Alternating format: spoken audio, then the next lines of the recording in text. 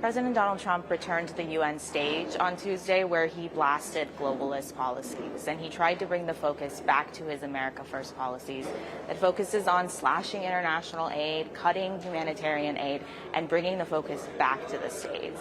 His speech was watched by many around the world who are waiting to see what the U.S. will do regarding UN funding, whether it will continue putting money into defense, into NATO.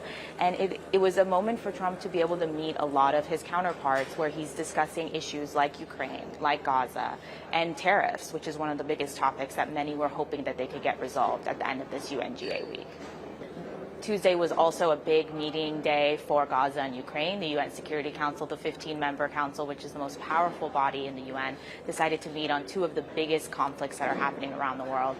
Zelensky oversaw the Ukraine meeting, and the Qatari prime minister and also his counterparts, the Palestinian ambassador, were also there for the Gaza. And this comes at a moment of huge importance. They're trying to focus to see if they can build a resolution to both of these conflicts that have waged for years.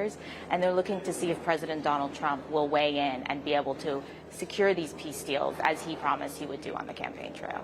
Tuesday was also a huge day for the president of Brazil, who came to the UN despite having some concerns about his visa and restrictions about his movements in New York. He was the first speaker, and he spoke a lot about what his focus is on as he takes over Brazil after obviously his predecessor had a tumultuous run. He was also followed by the Jordanian king, who focused a lot on Gaza, who focused a lot on the two-state solution, which was something that was discussed on Monday in a 3-hour-long conference where many countries, including France, Belgium, Luxembourg, decided to recognize Palestine for the first time, giving a really big blow to Israel and the U.S., who have been really lobbying against the effort.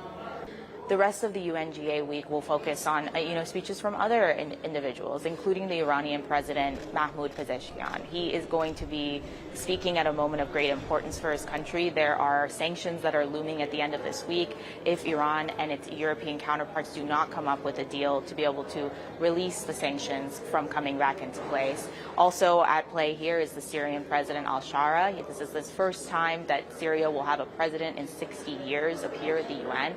He's coming at a moment where he's trying to convince the West to remove sanctions on Syria and to be able to focus on a new Syria post-Bashar al-Assad. These were all going to be really important speeches that are going to be happening, and there's going to be thousands of bilateral meetings that are going to be happening around the UN campus and around New York for the rest of this week as leaders try to get a number of things dealt with and be able to get to President Donald Trump while he's here.